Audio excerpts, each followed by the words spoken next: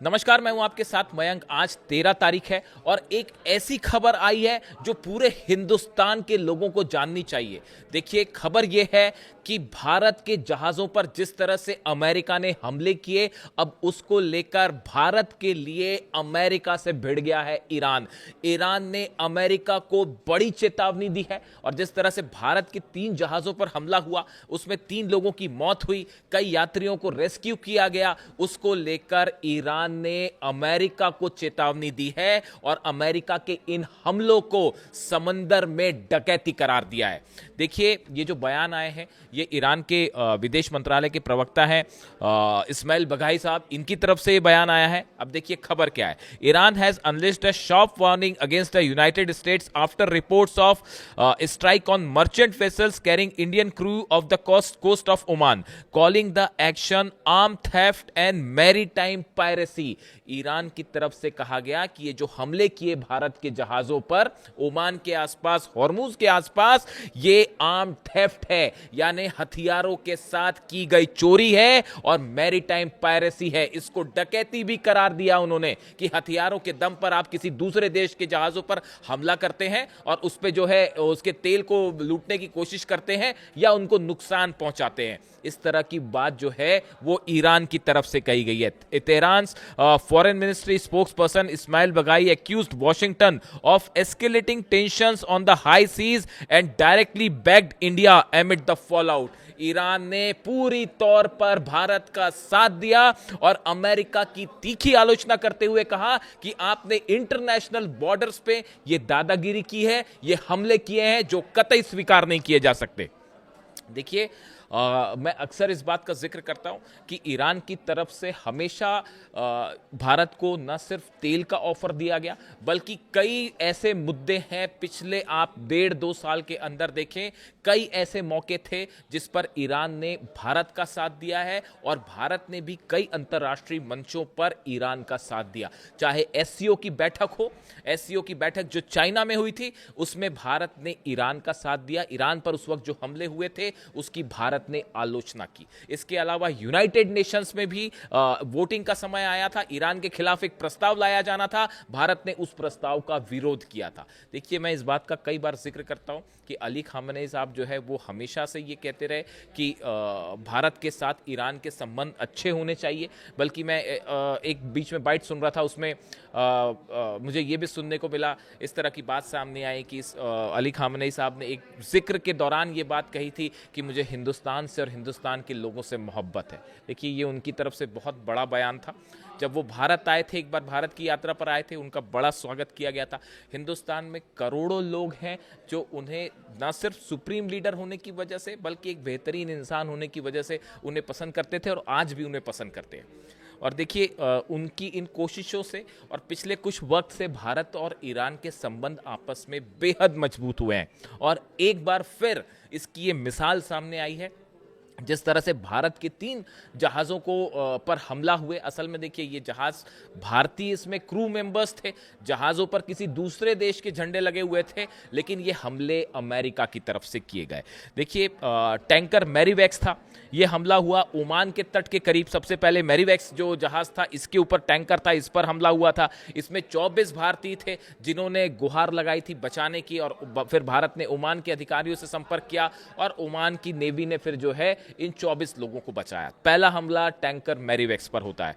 दूसरा हमला जो हुआ वो टैंकर सेटेबोलो पर हुआ। इस जहाज में 21 भारतीय मौजूद थे, जिसमें से 3 की मौत हो गई बाद में हमले में और बाकी लोगों को रेस्क्यू किया गया। इसके बाद जबरदस्त तनाव देखने को मिला हॉर्मुज में और उसके बाद फिर तीसरा हमला और होता है एमटी जलवीर पर। ये ओमान के शिनास जो हार्बर है, बंदरगाह है, इस पर यह हमला हुआ और यहाँ पर भी जो है जो जितने चालक दल के सदस्य फंसे थे, इनको काफ़ी मशक्कत के बाद फिर ओमान की तरफ से जो है रेस्क्यू किया गया। इस हमलों के बाद भारत की तरफ से भी तमाम आपत्तियां जताई गई और अमेरिकी मिशन के जो कार्यवाहक प्रमुख हैं जेसन मीक्स, इनको तलब किया गया और भारत के विदेश मंत्रालय की तरफ से आपत्ति जताई गई कि जिस तरह से हमले हुए वो बेहद गलत तरीके से हमले किए गए, ये बात कही गई। अब देखिए, इसके बाद जो है अब ईरान की तरफ से जो बयान आया है, देखिए ईरान न सिर्फ भारत के साथ दोस्ती की वजह से ये बयान आए हैं, बल्कि इसकी और भी वजह है। देखिए, ये बात को समझिए, ये जो पूरा इलाका है ओमान और हॉर्मूज, ईरान के बीच का जो इलाका है, इस पर हमेशा से ओमान और ईरान कंट्रोल में रहा है, इनके कंट्रोल में रहा है। एक इंटरनेशनल वाटर है जहां से जो है जहाज पहले निकल रहे थे। ये ब्लॉकेड क्यों हुआ? ये ब्लॉकेड इसलिए हुआ क्योंकि अमेरिका अपने जहाज लेकर वहां खड़ा हो गया और वहां पर जो है अमेरिका और ईरान के जहाज आमने सामने हो गए।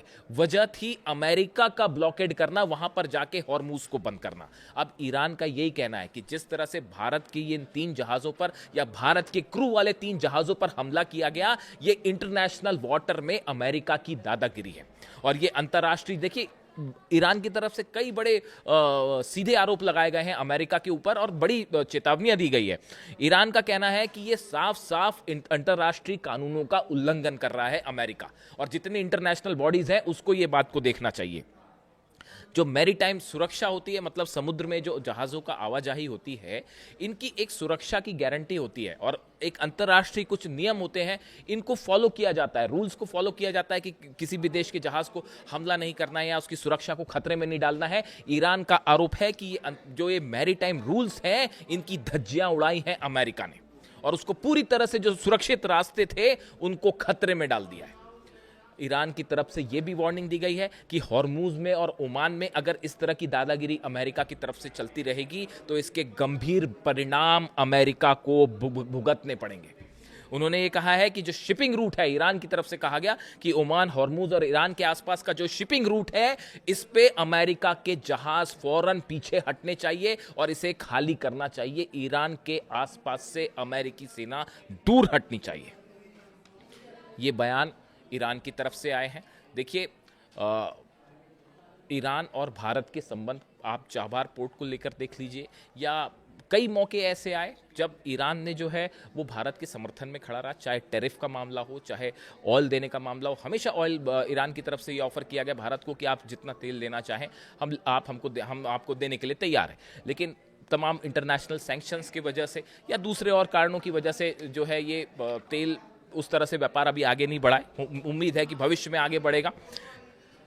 इसी के साथ इस समय जब मैं आपसे बात कर रहा हूं, हॉर्मूज में भयंकर तनाव देखने को मिल रहा है। इसकी एक बड़ी वजह यह है, देखिए, डोनाल्ड ट्रंप ने भले ही अनाउंसमेंट कर दिया कि जल्द ही ईरान के साथ डील होने वाली है और जो है वो अब हम हमला नहीं करेंगे। खर्ग आइलैंड पर जो ऑपरेशन का प्लान था वो कैंसिल कर दिया गया, लेकिन उसके बाद भी हॉर्मूज में ईरान और अमेरिका आमने सामने खड़े हैं जहाज। और जो खबरें हैं उसके मुताबिक ईरान ने एक बार फिर अपने 2 शाहिद ड्रोन से अमेरिका के जहाजों को निशाना बनाने की कोशिश की है। ये खबर सामने आ चुकी है। देखिए, जो इसकी जो इनसाइड स्टोरी निकल के आई वो ये कि अमेरिका के 2 जहाज ईरान के काफ़ी करीब थे, ईरान के वाटर्स के करीब थे, ऐसा कहना है आईआरजीसी का, जिसके बाद ये ड्रोन दागे गए। इससे अमेरिका के जहाज़ों को नुकसान हुआ नहीं हुआ इसके बारे में कोई जानकारी नहीं है, ऐसे क्लेम्स बाहर नहीं आते हैं, बड़ी मुश्किल से आते हैं। लेकिन 2 ड्रोन्स फायर किए गए, ये फैक्ट बात है, ये इंटरनेशनल खबर है, आप देख सकते हैं। और ज़बरदस्त तनाव देखने को मिल रहा है। आखिरी समय में जिस तरह से डोनाल्ड ट्रंप ने ये आदेश वापस लिए, अमेरिका की सेना हमला करने के लिए तैयार थी, खर्ग पे हमला होने जा रहा था। 2 लाख सैनिक, मैं पिछले वीडियो में आपको बता चुका हूँ, 2 लाख सैनिक जो हैं वो ईरान के तैयार थे अमेरिकी ऑपरेशन को काउंटर करने के लिए। और तीनों चारों जो बड़े आइलैंड्स हैं ईरान के, खर्ग हो गया, केशम आइलैंड हो गया, कीश आइलैंड हो गया, अबू मूसा आइलैंड हो गया, बंदर अब्बास हो गया, ये सब पे एक भयानक जंग की तैयारी थी। और आखिरी में फिर डोनाल्ड ट्रंप को चूंकि ये जब जानकारी मिली कि भयंकर कैजुअलिटी होगी, अमेरिकी सैनिक मारे जाएंगे, तो अमेरिका को अपना विचार बदलना पड़ा और पीछे हटना पड़ा। अब देखिए, हालात ये हैं कि अभी भी भले बातचीत होगी नहीं होगी, कब होगी, किन मुद्दों पर होगी, कितने ड्राफ्ट सामने आएंगे, उसमें कितनी बातों पर सहमति बनेगी नहीं बनेगी, ये अभी सब बातें दूर की कौड़ी है बहुत। फिलहाल हकीकत ये है कि अमेरिका और ईरान के न सिर्फ जहाज आमने सामने हैं, सेनाएं आमने सामने हैं और एक छोटी सी चिंगारी एक बार फिर हॉर्मूज में जो है वो भयानक युद्ध छेड़ सकती है और ये तनाव वहाँ बरकरार है। इसके साथ ही देखिए, खबरें इस तरह की भी हैं कि कई 60 दिनों की, आपने सीज़ फायर की बात सुनी होगी कि जो ड्राफ्ट है उसमें 60 दिनों के सीज़ फायर का जिक्र है। लेकिन कई एक्सपर्ट इस बात को भी कह रहे हैं कि world cup, FIFA world cup, मैं बार बार इस बात को दोहरा रहा हूँ, कई एक्सपर्ट इस बात को कहते हैं कि अमेरिका, मैक्सिको और कनाडा में जो ये फीफा फुटबॉल वर्ल्ड कप हो रहा है, इसके मद्देनज़र कई फैसले लिए गए हैं, इससे इनकार नहीं किया जा सकता। बात नंबर 1। बात नंबर 2, अमेरिका को बड़ा नुकसान हुआ, चाहे जितने अरब बेसिस थे वहाँ पर, चाहे हॉर्मूज़ में भी बड़ा नुकसान हुआ। इसलिए एक बार फिर अमेरिकी सेना को इस पोजीशन में लाना कि ईरान पर हमला किया जा सके, उसके लिए भी वक्त चाहिए। अंतर्राष्ट्रीय स्तर पर बड़ा आर्थिक नुकसान हो रहा था, तेल के दाम, शेयर मार्केट सब जो है वो हाथ से बाहर निकलते जा रहे थे, इसलिए भी ये एक बड़े फैसले की वजह है।